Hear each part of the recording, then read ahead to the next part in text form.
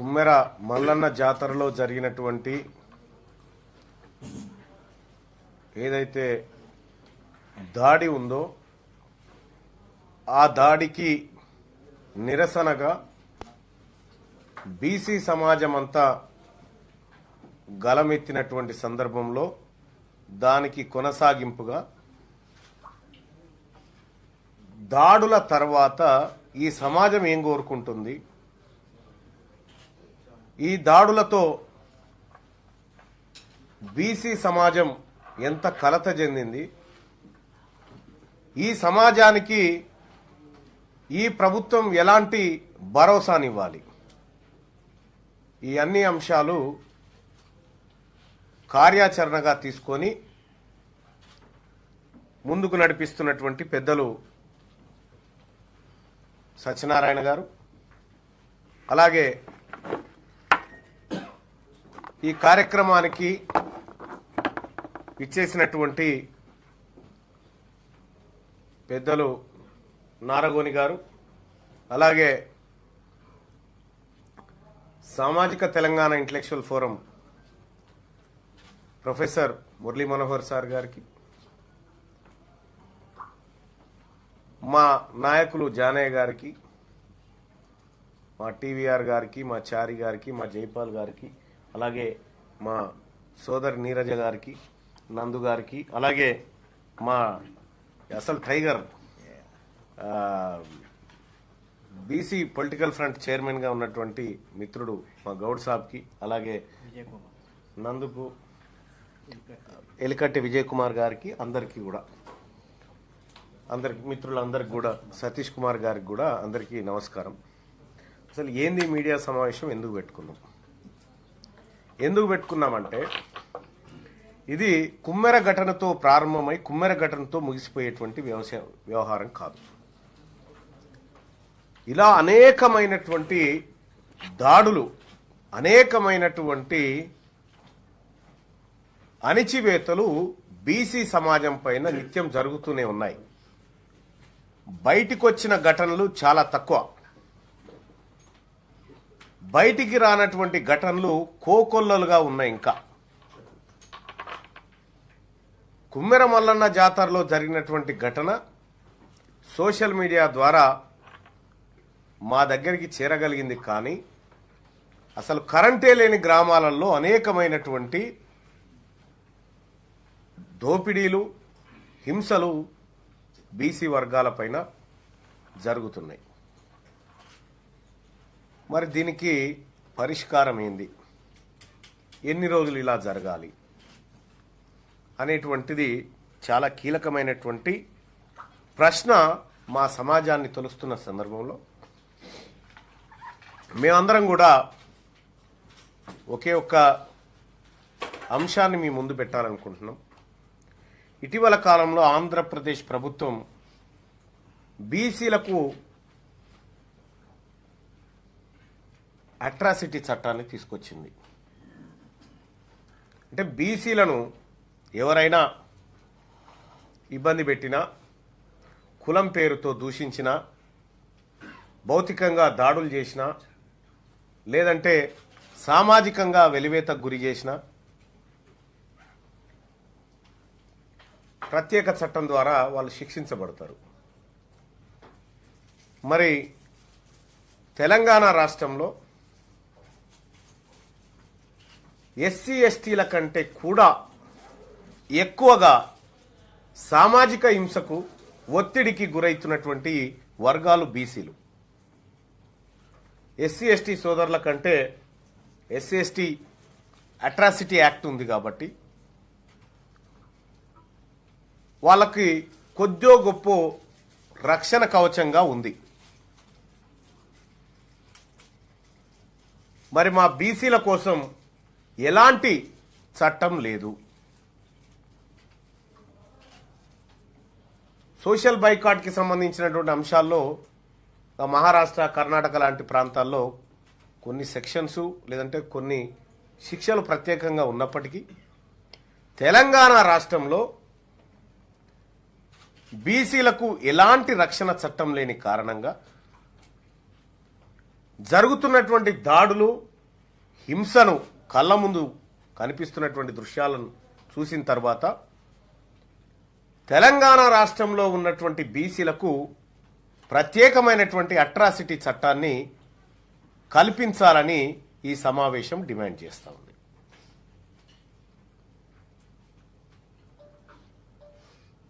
మరి ఇది చట్టం కల్పించడం ద్వారా హింస ఆగిపోతుందా? ఇవన్నీ చేసిన తర్వాత ఇంకా ఎవరు బీసీల మీద దాడులు చేయరా అంటే అది చెప్పడానికి కూడా లేదు. అల్టిమేట్గా కింది వర్గాలు అధికారంలోకి వచ్చినప్పుడు మాత్రమే కొద్దిగా గొప్ప దీన్ని నివారించేటువంటి అవకాశం ఉంటుంది. ఇవాళ కుమ్మెర మల్లన్న జాతరలో జరిగినటువంటి ఘటనలో మా రజక బిడ్డ పైన దాడి జరిగింది. ఇవాళ మా బీసీ ప్రభుత్వం ఉంటే 8 మందిని ఎన్కౌంటర్ చేస్తుంటిమి కూడా. మా బీసీ ప్రభుత్వం ఉంటే ఆ 8 మంది రెడ్లను ఎన్కౌంటర్ చేస్తుంటిమి. ఎందుకంటే రెడ్డి ప్రభుత్వం ఉండి వెలమ ప్రభుత్వం ఉండి మా బీసీలను ఎన్కౌంటర్ చేశారు కదా దిశ పేరుతోటి. సేమ్ మేము కూడా అప్లై చేస్తుంటిమి. ఆ రోజు దిశకు అది జరగకూడదు, ఈరోజు మా రజక బిడ్డకు అది జరగకూడదు, ఒక ఎస్సీ ఎస్టీ మైనారిటీలకు ఎవరికి కూడా జరగకూడదు. కానీ పాలకపక్షము ఒక వర్గానికి కొమ్ము కాస్తూ ఆ వర్గ ప్రయోజనాల కోసం మా వర్గాలను ఎంతటి హింసకైనా గురి చేస్తున్నటువంటి సందర్భంలో మేము కూడా అలాగే ఆలోచిస్తే సత్యనారాయణ అన్నట్టుగా లేదంటే మనోహర్ సార్ అన్నట్టుగా మురళీ మనోహర్ సార్ అన్నట్టుగా సివిల్ వార్కు దారితీస్తుంది. ఇప్పటికే తెలంగాణ రాష్ట్రంలో రెడ్లకు బీసీలకు కుదురుతలేదు పొంతన. వాళ్ళు దోషులుగా ఈ ఘటన తర్వాత దోషులుగా తలదించుకొని తిరుగుతున్నటువంటి పరిస్థితుల్లో ఒక ఆయన పొద్దున నాకు ఫోన్ చేసిండు. ఫోన్ చేసి ఆయన ఏమంటాడంటే ఓసీలకు అట్రాసిటీ చట్టం కావన్నట్టు ఆయన చెప్తున్నాడు. నాకు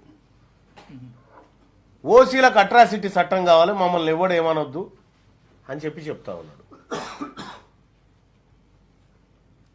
అంటే బీసీ ఇంకా అట్రాసిటీ చట్టం లేనిదే ఒక బీసీలకే కదా ఇక. అంటే మీ ఓసీలు వచ్చి మీ రెడ్లు వచ్చి మా మీద దాడులు చేయొచ్చు, ఏదైనా చేయొచ్చు.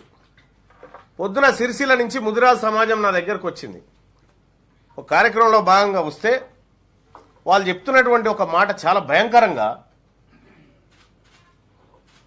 ఒక ఆయన బండి మీద పోతుంటే స్కూటీకి ఆ రెడ్డి ఆమె కొంగు దాకింది. కొంగు దాకి ఆ చీర తినిగిపోతే అతన్ని చంపేసిరట అన్నే రెడ్లంతా కలిసి. ఒకవేళ మేమే అట్లా చంపాలనుకుంటే ఈ భూమి మీద రెడ్లే ఉండకపోతుండే.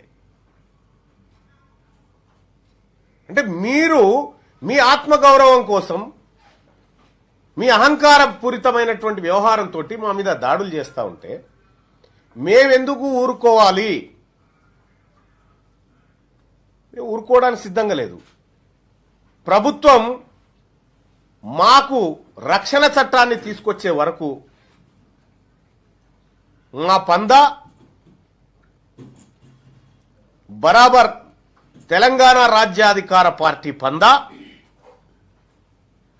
ఏ రకమైనటువంటి బల ప్రదర్శనకైనా మేము సిద్ధం. నేను చూస్తూ ఊరుకోవడానికి సిద్ధంగా లేము.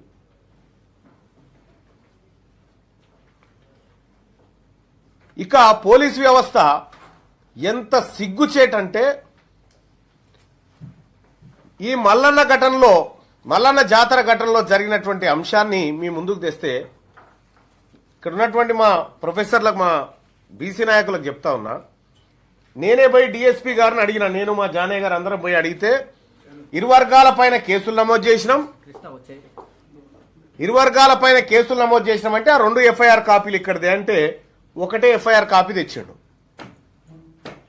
ఏది 2 బుక్ చేసినాం అన్నావు అంటే లేదు, బీసీలు ఇచ్చినటువంటి కంప్లైంట్ ను కోర్టుకు పంపించినాం, కోర్టు బుక్ చేయమంటే బుక్ చేస్తాం, ఈ రెడ్లు ఇచ్చిన దాన్నేమో వెంటనే ఎఫ్ఐఆర్ చేసినాం, మరి దీన్ని ఎందుకు పంపలేదయా అని అడిగిన. ఆయన సప్పుడు చేయడు. రెండో అంశం, ఎఫ్ఐఆర్ కట్టినావు. ఎవరు? రెడ్లు ఇచ్చిన పిటిషన్కి ఎఫ్ఐఆర్ కట్టినావు. ఏమని కట్టినావు? అందులో ఏం రాసినావు? ఆ సాకలి రజక సామాజిక వర్గానికి చెందిన కుటుంబ సభ్యులు 8 మంది రెడ్ల మీద దాడి చేసి వాళ్ళని గాయపరిచి వాళ్ళని తన్ని రెడ్లను విపరీతమైనటువంటి దెబ్బలు కొట్టడం ద్వారా వాళ్ళకి రెడ్ల గాయాలైనాయి అని ఎఫ్ఐఆర్ రాసిండు. మరి గాయాలైన రెడ్లు దవాఖానలు ఉండాలి కదా, ఇండ్లకు తాళాలు వేసేటి వారి పేరు. గాయాలైన రెడ్లు దవాఖానలలో ఉండాలి, హాస్పిటళ్లలో ఉండాలి, ఎటు పోయిరు అంటే నీ ఎఫ్ఐఆర్ తప్పు. ఒకవేళ నీ ఎఫ్ఐఆర్ కరెక్టే అయి ఉంటే వాళ్ళు దవాఖానలలో ట్రీట్మెంట్లలో ఉండాలి. పోలీసు వ్యవస్థ చాలా దుర్మార్గంగా ఈ కేసును పక్కదారి పట్టించడానికి ఈ రెడ్ల కనుసన్నల్లో పోలీసు వ్యవస్థ నడుస్తూ ఉంది. కాసిం రజ్వీ కనుసన్నల్లో రజాకార్లు ఎట్లా నడిచిరో ఈ రెడ్ల కనుసన్నల్లో పోలీసు వ్యవస్థ నడుస్తూ ఉంది. ఈ పోలీసు వ్యవస్థ మాది కాదని అర్థమైంది, ఈ ప్రభుత్వం మాది కాదని అర్థమైంది. మాదేదన్నా ఉందంటే అది కుమ్మెర మల్లన్న గుడి ఒక్కటే మాది.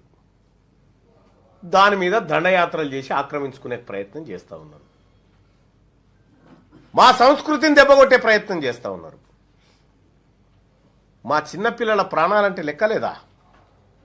ఒకవేళ ఆ కుమ్మెర మల్లన్న జాతరలో చనిపోయింది 2 నెలల పసికందు రజక బిడ్డ కాకుండా రెడ్డి బిడ్డ అయితే ఇవాళ ఎట్లుండు రాష్ట్రం చెప్పండి. ఒక రెడ్డి అయిన బిడ్డనే ఆ తొక్కిసలాట్లో చనిపోయింది అనుకుందాం. ఇవాళ ఎట్లుండు పరిస్థితి? ఇవాళ ఏం చెప్తుండే రెడ్లంతా? వాడిని ఈ పాటికి ఎన్కౌంటర్ చేయకపోతుండే.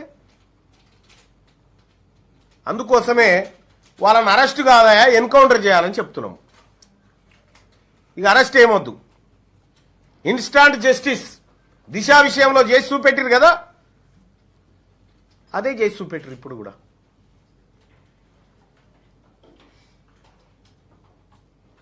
మా ముందున్నటువంటి ఆప్షన్స్ 2-3. తక్షణమే ఆంధ్రప్రదేశ్ ప్రభుత్వం తీసుకొచ్చిన విధంగా బీసీలకు అట్రాసిటీ చట్టాన్ని తీసుకురావడం.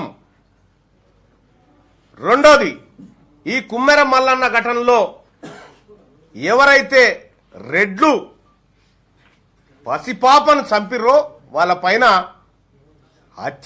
హత్యానేరం కేసులు మోపి వాళ్ళని పట్టుకురావాలి. ఆయన అంటాడు డిఎస్పీ గారు, ఎటు పోయారు సార్ వీళ్ళు, ఇంకా దొరకలేదా అని అంటే పరారీలో ఉన్నారని చెప్తాడు. పరారీలో ఉన్నారని చెప్తాడు. ఎవడన్నా ఇనుప ముక్క దొంగతనం చేస్తే చేసినోడు తప్పించకపోతే వాళ్ళ అవ్వయ్యని తీసుకొచ్చి కూర్చున్న పెడతారు పోలీస్ స్టేషన్లో.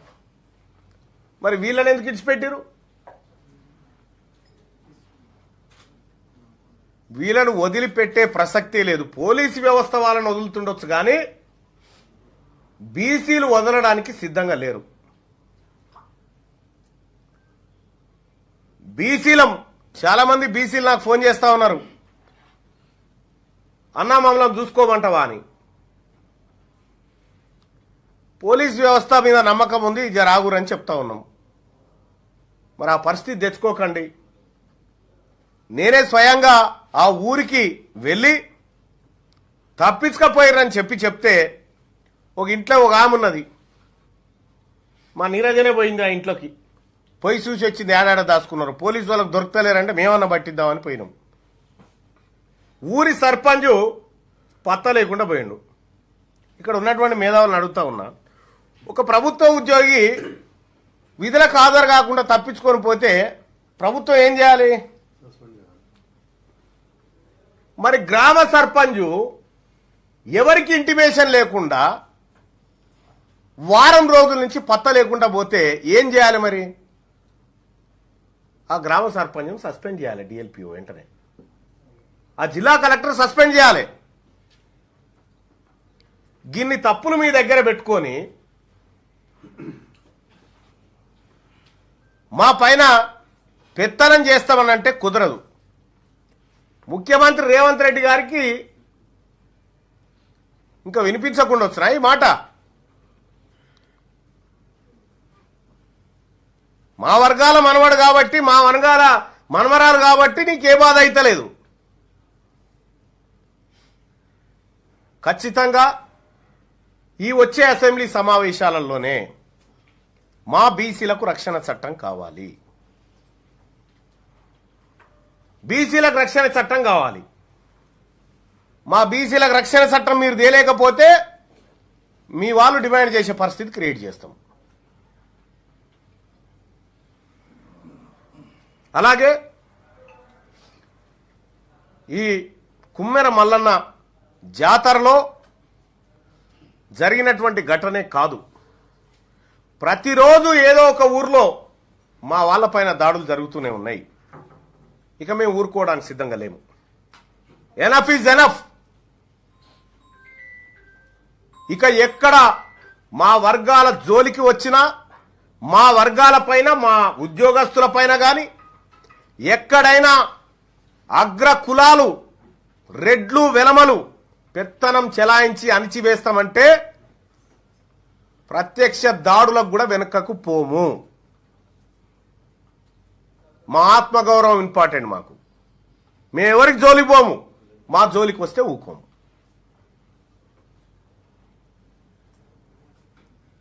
ఓవరాల్గా ఈ సమావేశం డిమాండ్ చేస్తున్నటువంటి అంశం మాకు ప్రత్యేక చట్టం కావాలి. ఇదే అంశాన్ని కొనసాగింపుగా మార్చి 2వ తారీఖు రోజు ఇందిరా పార్క్ దగ్గర మా సమాజం అంతా కూర్చుంటా ఉంది, గలమెత్తబోతా ఉంది. అలాగే ఆ ఇందిరా పార్కు సమావేశానికి తెలంగాణ రాష్ట్రంలో రెడ్లు, వెలమల చేత హింసకు గురైన మా బీసీ కుటుంబాలను కూడా పిలుస్తాం. దానికి ప్రత్యక్షంగా మీరు చూడాలి వాళ్ళకేం జరిగిందనేది ఈ సమాజం ముందు పెడతాం. రాబోయేటువంటి అసెంబ్లీ సమావేశాల్లో బీసీ అట్రాసిటీ బిల్లు తేవడం కోసం బీసీ మంత్రులు కొండా సురేఖ గారు, వాకాటి శ్రీహరి గారు, పొన్నం ప్రభాకర్ గారు మీరందరూ కూడా డిమాండ్ చేయాల్సినటువంటి అవసరాన్ని గుర్తిస్తా ఉన్నాం. అలాగే వివిధ పార్టీలో ఉన్నటువంటి బీసీ ఎమ్మెల్యేలకు కూడా మేము రిక్వెస్ట్ చేస్తా ఉన్నాం. అలాగే డిమాండ్ రూపకమైన రిక్వెస్ట్ అనుకోండి, బీసీలకు అట్రాసిటీ చట్టం అవసరం. ఇలా కుమ్మెర మల్లన్న జాతరలో జరిగింది గాంధీ భవన్లో రోజుకోటి జరుగుతుంటది, సీక్రెట్ రూమ్లో. టీఆర్ఎస్ భవన్లో జరిగేది గదే. ఈడనేమో జాతరలో తన్నీరు, ఆడనేమో రూమ్లలో తంతారు గంతే. అట్రాసిటీ అవసరం ఈ వర్గాలకు. కాబట్టి మేము ఓవైపు రాజ్యాధికారం దిశగా అడుగులు వేస్తూనే మాకు కావాల్సిన హక్కుల్ని సాధించుకోవడం కోసం కార్యాచరణలు రూపొందించుకొని ముందుకు పోతా ఉన్నాం. ఈ సమావేశం ముఖ్య ఉద్దేశం మార్చి 2వ తారీఖు రోజు ఇందిరా పార్క్ దగ్గర జరిగేటువంటి మహాధరణ కార్యక్రమం ఏదైతే ఉందో అన్ని వర్గాల బీసీ సమూహం అక్కడ ఒకతాటికి రాబోతా ఉంది. అట్రాసిటీ చట్టం కోసం గొంతెత్తబోతా ఉంది. ఈలోపే ప్రభుత్వం ప్రకటన చేసి అట్రాసిటీ చట్టం తీసుకొస్తా ఉన్నాం బీసీల రక్షణ కోసం, బీసీల ఓట్లతోనే మా ప్రభుత్వం అధికారంలోకి వచ్చింది కాబట్టి మేమందరం కూడా బీసీల సౌజన్యం కోసం, వాళ్ళ సంక్షేమం కోసం చట్టం తెస్తామంటే సంతోషమే. లేదు అన్నప్పుడు ఖచ్చితంగా అది ఏ రకంగా సాధించుకోవాలో ఆ రకంగా సాధించుకుంటాం. రాబోయే 2028 నాటికి బీసీలం ఖచ్చితంగా అధికారం వైపు పోయి మీరు చేయని ఎడల మేమే ఇవన్నీ నెరవేర్చుకోవడానికి ముందుకు పోతా ఉన్నాం. మార్చి 2వ తారీఖు నాడు ఇందిరా పార్క్ దగ్గర కలుద్దాం.